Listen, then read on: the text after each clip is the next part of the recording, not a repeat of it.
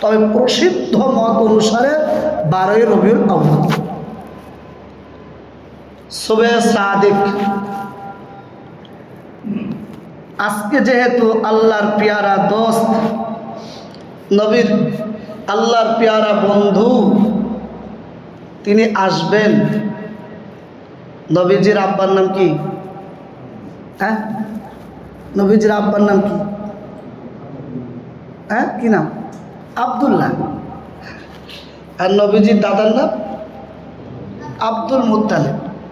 কাবা বাইতুল্লাহর মুতাওয়াল্লি, তৎকালীন কাবা বাইতুল্লাহ দেখভাল করবে আব্দুল মুত্তালিব। আল্লাহর কাছে মানত করলেন, আল্লাহ আমার যদি 10টা ছেলে দাও তো একটা ছেলে আমি তোমার রাস্তায় কুরবানি দেব। আল্লাহ 10টা ছেলে দিলেন। ছোট ছেলেটা তার নাম আব্দুল্লাহ, খুব সুন্দর দেখতে, ফুটফুটে চেহারার ছেলে, নম্র আর ভদ্র ছেলে, আব্বার একবারে মনের মতন, খুবই ভালোবাসে। এই ছেলেটার নাম আব্দুল্লাহ। আব্বা তারে কুরবানি দেবে নিয়ত করে ফেলেছে। কাবার চত্বরে নিয়ে গিয়ে আব্দুল্লাহর বুকের উপরে পা তুলে দিয়েছে, কুরবানি দেবে। তাই নবীর আর এক চাচা, নাম তার আব্বাস রাদিয়াল্লাহু তাআলা আনহু, তিনি মুসলমান হয়েছিলেন। বাপের কাছে গিয়ে ঠেকাতে গেছে, ভাইকে যেন কুরবান না দেয়, এক থাপ্পড় ধরেছে ধরে। এত জোরে থাপ্পড়টা মারলো, যতদিন পর্যন্ত হায়াতে ছিলেন সেই থাপ্পড়ের দাগ গালে লেগেছে। হ্যাঁ, আমি আমার সন্তানকে কুরবানি দিচ্ছি আল্লাহর রাস্তায়, তুমি বাধা দিতে এসছো? মক্কার মানুষরা গিয়ে দাঁড়িয়ে গেল, কাণ্ড দেখো তো, তুমি সন্তান কুরবানি করছো কেন? বলছে আমি আল্লাহর কাছে মানত করেছি। বলছে এটা সম্ভব না, বিকল্প কোনো ব্যবস্থা নিতে হবে, চলো গণকের কাছে যাই। সেখানে গিয়ে তারা বলে দিল, যদি আব্দুল্লাহকে বাঁচাতে চাও তাহলে একদিকে আব্দুল্লাহকে রাখো আর একদিকে 10টা করে উট রাখো, আর লটারি করো। যতক্ষণ পর্যন্ত উটের নাম না আসে লটারি করতেই থাকো। একবার করে আব্দুল্লাহ নাম, আবার করে আব্দুল্লাহ নাম, আবার করে আব্দুল্লাহ নাম। 10 বারের বারে উটের নাম এসছে, মানে 10কে 100টা উট দিলেন করে। আব্দুল মুত্তালিব আব্দুল্লাহকে নিয়ে হাত ধরে চলছেন, রাস্তায় একটা মহিলার সঙ্গে দেখা। মহিলাটা ডেকে বলছে, ও আব্দুল্লাহ, আমি তোমাকে একটা প্রস্তাব দিতে চাই। কি প্রস্তাব গো? আমি তোমার সঙ্গে বিবাহ করব, বিনিময়ে আমি তোমাকে 100 উট দেব। তুমি কি রাজি আমার সঙ্গে বিবাহ করতে? ওদিকে মদিনার ওই মেয়ে ধন্য, যিনি আমার নবীকে নিজের উদরে রেখেছেন, নিজের গর্ভে রেখেছেন। এই মা অপেক্ষার কোন মা ধন্য হবে যে মায়ের পেটে বিশ্ব নবী? মা আমেনা, ওই মদিনাতুল মুনাওয়ারা। নবীজির নানার নাম আব্দুল ওয়াহাব। আব্দুল মুত্তালিব যেমন মক্কার একজন বিশেষ ব্যক্তি, ঠিক তেমনি মদিনার একজন বিশেষ ব্যক্তি, তার নাম ওয়াহাব। এই ওয়াহাবের মেয়ের নাম আমেনা। আব্দুল্লাহর সঙ্গে আমেনার সঙ্গে বিয়ে হল। ঠিক তার পরের দিনই আব্দুল্লাহ রাস্তা দিয়ে হেঁটে হেঁটে যাচ্ছেন, সেই মহিলার সঙ্গে আবার দেখা। কি গো, তুমি আমাকে কালকে না বিবাহের প্রস্তাব দিয়েছিলে, আমাকে বিয়ে করবে? বলছে না। কাল বললে বিয়ে করবো, আজ বললে না মানে? বলছে, ও আব্দুল্লাহ, তোমাকে বিয়ে করতে চাইনি, তোমার কপালের দিকে তাকিয়েছিলাম, ওখানে নূর ঝলমল করছিল। তোমার সম্বন্ধে জানি, ইহুদি পণ্ডিতরা বলেছে শেষ নবী আসবেন। তোমার কপালে মনে করেছিলাম সেই শেষ নবীর এটা তোমার কপালে, সে তো চলে গিয়েছে, তুমি বিবাহিত? আল্লাহ, হ্যাঁ। আর তোমাকে বিয়ে করছি? তোমাকে বিয়ে করতে চাইনি, তোমার কপালটা দেখে বুঝেছিলাম কিছু একটা হতে যাচ্ছে, সে তো চলে গিয়েছে। বিবাহের পরে মা আমিনার সঙ্গে বাসর হলো, স্থানান্তর হয়ে চলে গেল মা আমিনার কাছে। আব্দুল্লাহ ব্যবসায়ের জন্য বার হলেন সিরিয়া। আস্তে আস্তে মদিনাতুল মুনাওয়ারা, আল্লাহর এই ইশারা ছিল, সেখানে তিনি ইন্তেকাল করলেন। আবার নবী তখন মায়ের পেটে। মা আমেনা আজকে বড় একা, অসহায় একটা নারী, স্বামী হারা একটা নারী। আমি গত বছরে যখন আলোচনা করেছিলাম তখন এই হাদিসটা বলেছিলাম। আমার নবীজি এই সমস্ত মায়েদের জন্য একটা হাদিস বলে গিয়েছে। যেহেতু আমার মায়েরা মাইকের আওয়াজ শুনছেন, আমার নবী বলেছেন, এমন মা যদি হয় যে মা তার স্বামী ছোট্ট ছোট্ট সন্তানকে রেখে দিয়ে দুনিয়া থেকে বিদায় নিয়ে চলে গেল, স্ত্রী স্বামী হারা হয়ে গেল, বাড়ি আছে ছোট ছোট বাচ্চা, মার এখনো যৌবন, এখনো চেহারায় সেই লাবণ্য রূপ সবকিছু এখনো আছে, মা চাইলে আবার একটা বিবাহের আসরে বসতে পারে, আবার একটা স্বামীর সংসার করতে পারে। কিন্তু মা বলল না, আমি এই এতিম বাচ্চাগুলোকে মানুষ করব, এদের বাপ নেই, আমি হয়তো একটা সুখের সংসার পাবো, আমি হয়তো একটা বড়লোক স্বামী পাবো, কিন্তু এই ছোট ছোট বাচ্চাগুলো এরা বাপ হারা, এরা আবার মা হারা হবে, পরের সংসারে গিয়ে সেই লোক কি এদের দেখবে? আমার নবী বলতেছেন, এই মা যদি বিবাহ না করে, এই রূপ আর এই লাবণ্য এত বেশি দিনের জন্য না, একদিন তো শেষ হয়ে যাবে। মার চেহারাটা আস্তে আস্তে চেহারার চামড়াগুলো গুটিয়ে যাবে, কালো হয়ে যাবে। ও মা, আল্লাহ রসুল বলেছেন তোমার মরণের পরে আমি আর ওই আম্মা জান্নাতে এই অবস্থায় থাকবো। হাতটা দেখিয়ে দিলেন, খুব নিকটবর্তী কাছাকাছি হয়ে থাকবো আমি আর ওই মা। আল্লাহ, আজকে মা আমিনার সেই দশা, স্বামী হারা, স্বামী নেই, অসহায় একটা নারী। তবে আমিনা মাঝে মাঝে রাস্তা দিয়ে যখন যেতেন আওয়াজ শুনতে পেতেন, বাড়িতে যখন থাকতেন আওয়াজ শুনতে পেতেন, কে যেন আওয়াজ দিয়ে বলতো, ও আমিনা তুমি ধন্য, তুমি ধন্য। মনে রেখো, তোমার পেটের ভিতরে আল্লাহ কুল মখলুকাতের মধ্যে সব থেকে শ্রেষ্ঠতর জাতি আল্লাহ মানুষকে বানিয়েছেন, আশরাফুল মখলুকাত। আবার এই আশরাফুল মখলুকাতের মধ্যে আল্লাহ সর্বশ্রেষ্ঠ জাতি আম্বিয়া আলাইহিমুস সালামদেরকে আল্লাহ বানালেন। আবার আম্বিয়া এবং রসুলদের মধ্যে আল্লাহর কাছে সব থেকে মনোনীত, নির্বাচিত, নির্ধারিত সব থেকে কাছের মানুষটার নাম হলো নবী মুহাম্মদ রাসূলুল্লাহ। তিনি বলো তোমার পেটে, খবরদার আমেনা যেন বিয়াদবি না হয়। এই সন্তান জন্মাবার পরে এর নাম রেখে দিও মুহাম্মদ, এর নাম রেখো মুহাম্মদ, যিনি সব থেকে বেশি প্রশংসিত। আজকে 12ই রবিউল আউয়াল, মতান্তরের তারিখ যায় হোক সোমবার, আসমানবাসী সবাই খুশিতে মাতোয়ারা, সবাই খুশি, ফেরেশতা জমিনের সবাই খুশি। শুধু একজন অসন্তুষ্ট প্রকাশ করেছিল, উনি আর অন্য কেউ নন, উনি মিস্টার ইবলিস, শয়তান। কাবা বাইতুল্লাহ চত্বরে আব্দুল মুত্তালিব যেহেতু মুতাওয়াল্লি কাবা বাইতুল্লাহর, কাবা বাইতুল্লাহ ছিল 360টা, থর করে কাবা বাইতুল্লাহটা কাঁপছে। আমার নবী আসতেছেন, জাআল হক ওয়া যাহাকাল বাতিল ইন্নাল বাতিলা কানা যাহুকা। হক আসছে, বাতিল আজকের থেকে মিটে যাবে। কদ জাআকুম নূরুন, আল্লাহর পক্ষ থেকে আসতেছে একটা নূর। মুফাসসিররা লিখছেন এই নূর আর অন্য কেউ না, ইনি হলেন মুহাম্মাদুর রাসূলুল্লাহ। কদ জাআকুম মিনাল্লাহি নূর, আল্লাহর পক্ষ থেকে নূর আসছে। নূর, নূর মানে আলো। সুইচটা টিপলে আলো জ্বললে অন্ধকারটা আলো হয়ে যায়।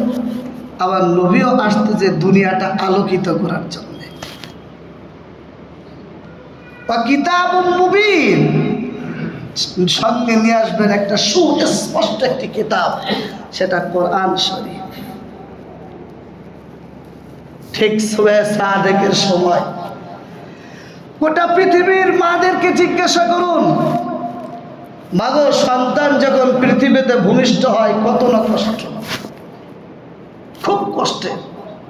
মন তো মায়েদের তখন চায় জীবন আর মরণের একটা লড়াই, তার মাঝখান থেকে সন্তান পায়। বাঁচে বাঁচে বাঁচে বাঁচে বাঁচে বাঁচে সত্য। কিন্তু মা আমেনা বলতেছে আমি কিছুই বুঝতে পারিনি,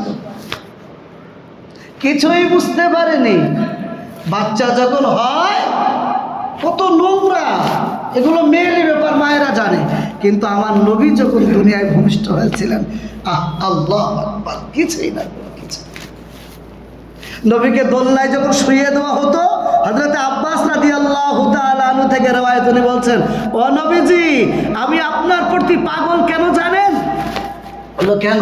বলে ছোটবেলায় তো দেখেছি আপনাকে যখন দোলনায় রাখতো আপনার মা, দেখতাম আসমানের চাঁদটা নিচেই নেমে এসেছে, আপনিও দোলনায় দুলতেন, হাত পা নাড়াতেন, আসমানের চাঁদটাও খেলা করতো আপনার সঙ্গে সঙ্গে।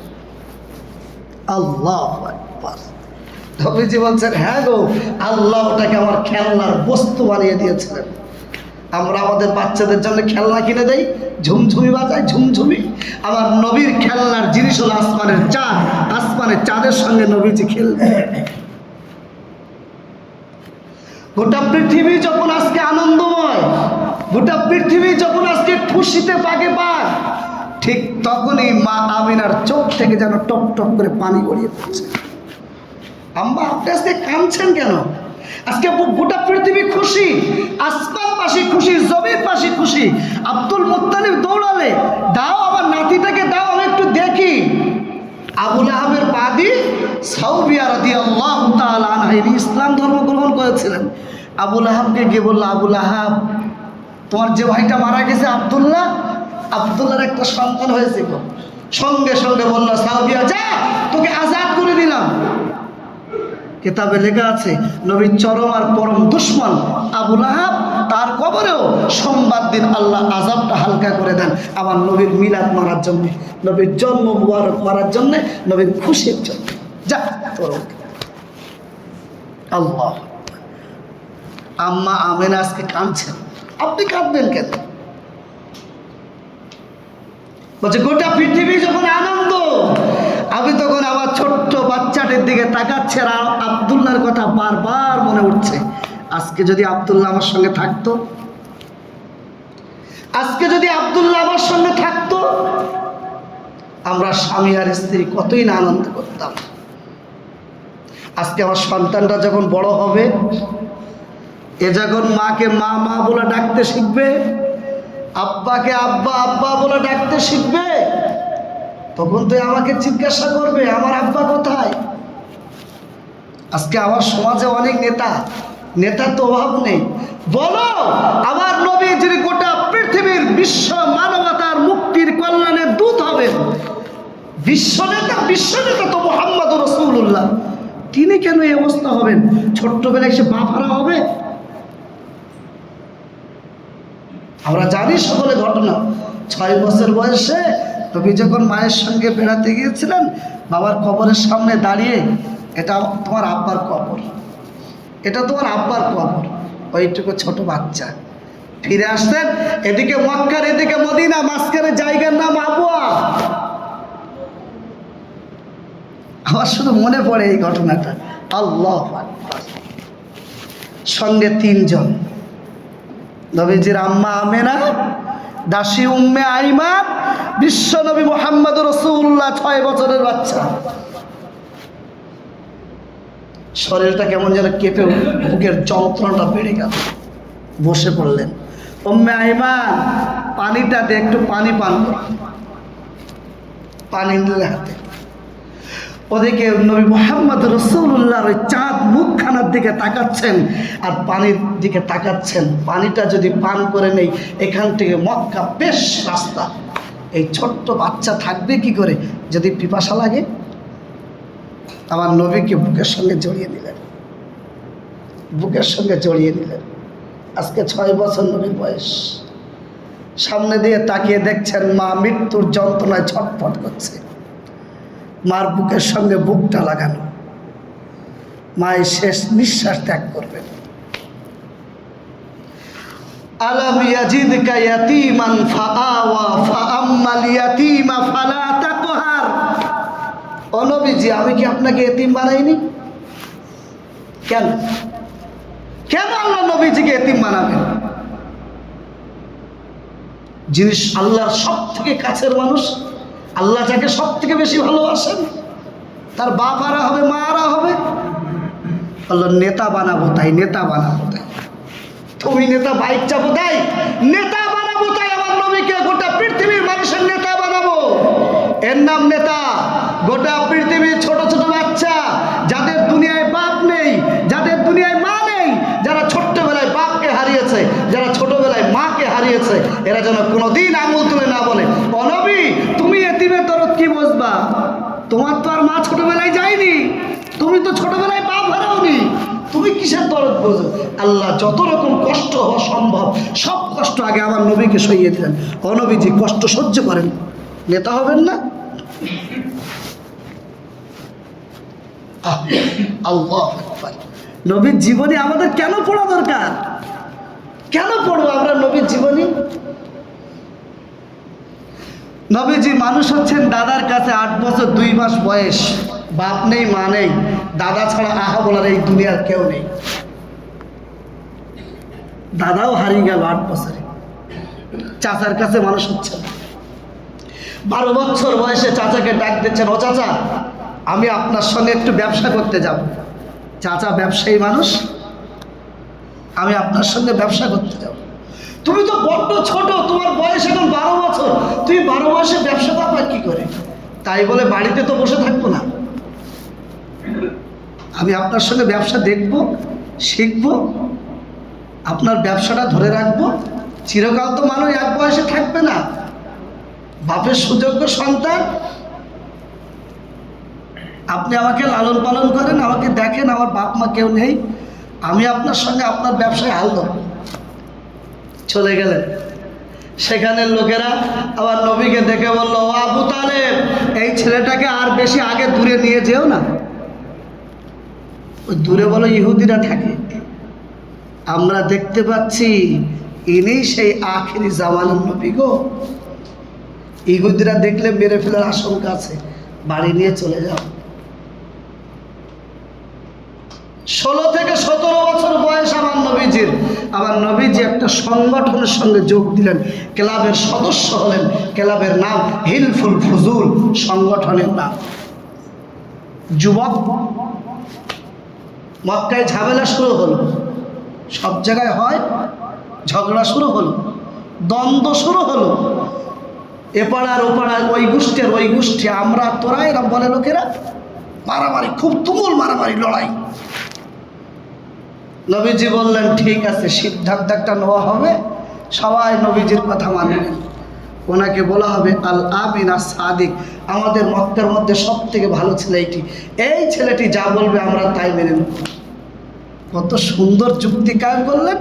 ঠিক আছে, আপনারা সকলেই কালকে আসবেন, কালকে একটা সিদ্ধান্ত নেওয়া হবে। কি নিয়ে ঝগড়া হলো? কাবা বাইতুল্লাহ তৈরি হয়েছে, কাবা বাইতুল্লাহ হাজরে আসওয়াদ নামে একটা পাথর আছে, হাজি সাহেব যারা যান ওখানে গিয়ে চুম্বন করেন। ওটা তো হাজরে আসওয়াদ না, ওটা হাজরে আবিয়াজ, সাদা পাথর, জান্নাতি পাথর। আদম নবী নিয়ে এসেছিলেন। মানুষেরা চুম্বন করে, গোনাগুলো ওতে যায়, গোনা যেতে যেতে কালো হয়ে গেছে, ওর নাম হাজরে আসওয়াদ। আসওয়াদ মানে কালো, ছিল সাদা, হয়ে গেছে কালো। ওইটা রাখতে হবে জায়গায়। কে রাখবে? এরা বলে আমরা শেখ বংশ আমরা রাখবো, ওরা বলে আমরা মোল্লা বংশ আমরা রাখবো, ওরা বলে আমরা অমুক আমরা রাখবো, ওরা বলে আমরা তমুক আমরা রাখবো। আচ্ছা ঠিক আছে, নবীজি একটা চাদর বিছালেন, চাদর বিছানোর পরে হাজরে আসওয়াদটা মাঝখানে রাখলেন, মিডিলে। কই এসো, তোমরা এসো। এক এক দলের লোকেরা এক এক কোনায় ধরো, ধরো তোমরা ওই কোনায় ধরো, তোমরা এই কোনায় ধরো, তোমরা এই কোনায় ধরো, তোমরা ওই কোনায় ধরো, নাও চাগিয়ে তোলো। কারা তুলেছে? সবাই মিলে তুলেছো তো? সবাই তুললে, চলো জায়গায় নিয়ে চলো। জায়গায় নিয়ে গেলে আমার নবী ওটা ধরে লাগিয়ে দিলেন। বাহ, খুব সুন্দর সিদ্ধান্ত তো, আমরা তো করছিলাম মারামারি। সবাই ধরলো, সবারই গিয়ে হলো। আমার নবীর নামটা চারিদিকে ছড়িয়ে পড়ল। আল আমিন আস-সাদিক, আমানতদার ছেলে, সত্যবাদী ছেলে। 24 বছর বয়স। গল্প যেতে যেতে যেতে যেতে পাড়ায় পাড়ায় হয় না, যেতে যেতে চলে গেল খাদিজার বাড়ি পর্যন্ত। সব থেকে ধনী মক্কার মেয়েদের মধ্যে ব্যবসায়ী মেয়ে খাদিজার কাছে চলে গেল। 40 বছরের নারী। পয়গাম পাঠিয়ে দিল, সংবাদ পাঠিয়ে দিল, মুহাম্মদকে বলো আমার ব্যবসার ম্যানেজার হতে, আমি চাই সে আমার ব্যবসার ম্যানেজার। খেটে তো খেতে হবে, খেটে খাওয়া দোষ না, চুরি করা দোষ। অবশ্যই কাজ করবো, কেন কাজ করবো? আমার নবী একটা কর্মঠ মানুষ, উম্মতকে শিখিয়েছেন কাজ করো। সেই ছোট থেকে নবীজি কাজ করতেন। এবং আমাদের আম্মা জানদের হাদিসে আস্তে আস্তে আমি যাই সে পর্যন্ত যাব। আম্মা জানরা বলেন নবীজি যতক্ষণ বাড়ি থাকতেন সংসারের কাজ করতেন আমাদের সঙ্গে। এই স্বামী আর পৃথিবীর কোনো স্ত্রী পাবে না, সংসার সমস্ত কাজ করতেন বিবিদের সঙ্গে। খাদিজাকে বললেন ঠিক আছে আপনার ব্যবসার ম্যানেজার আমি হব। সাথে একটা লোকও দিল, দেখো ম্যানেজার যেন আবার স্বাভাবিক জিনিস, একটা চৌকিদারের সাথে রাখা হয়। চৌকিদার তাকিয়ে তাকিয়ে দেখে আবার নবীজি রাস্তা দিয়ে হেঁটে হেঁটে যান, আকাশের মেঘটাও নবীর সঙ্গে সঙ্গে হেঁটে হেঁটে যায়। সর্বনাশ। বাজারে গিয়ে যখন জিনিস বিক্রি করে মানুষের সামনে স্পষ্ট বয়ান, দেখো এই জিনিসটা বলে একটু খারাপ বলো দেখে নাও, আর এই জিনিসটা একটু ভালো, যদি খারাপটা নাও তার মূল্য এই, যদি ভালোটা নাও তার মূল্য এই, স্পষ্ট একবারে। খাদিজা শুধু লাভ হয়, শুধু লাভ হয়। যাকে পাঠানো হলো বলো, রিপোর্ট বলো, বলছে উনি তো যাই তাই মানুষ নন। আসমানের মেঘটা যাকে ঢেকে ঢেকে ছায়া করে করে করে করে পথ চালায়, সে কি এই দুনিয়ার মানুষ গো? প্রস্তাব পাঠিয়ে দিল, আমি ওই এতিম ছেলেটার সঙ্গে বিবাহ করব। ওর দুনিয়ায় বাপও নেই, মাও নেই। অথচ মক্কার বড় বড় ফ্যামিলির লোকেরা, সম্ভ্রান্তশালী লোকেরা বলেছিল খাদিজা তুমি যদি চাও আমরা তোমার সঙ্গে বিবাহে বসতে রাজি আছি। খাদিজা কারোর প্রস্তাবেও রাখবে। আবার নবীকে পয়গম পাঠানো হলো, আমি তোমার সঙ্গে বিবাহ করতে চাই। আমার নবীজি বাড়ি যারা ছিলেন, আবু তালেব চাচা চাচি যারা ছিলেন, তাদের সঙ্গে পরামর্শ মাশওয়ারা করার পরে রাজি হলেন খাদিজার সঙ্গে বিবাহ হবে। এবং বিবাহ পড়েন আবু তালেব নিজেই। আল্লাহ পাক চাইলে এখান থেকে আবার আগামী সপ্তাহে হবে। এ তো আর ফুরিয়ে যাচ্ছে না, ইনশাল্লাহ চলবে। আগামী সপ্তাহে ইনশাল্লাহ হবে।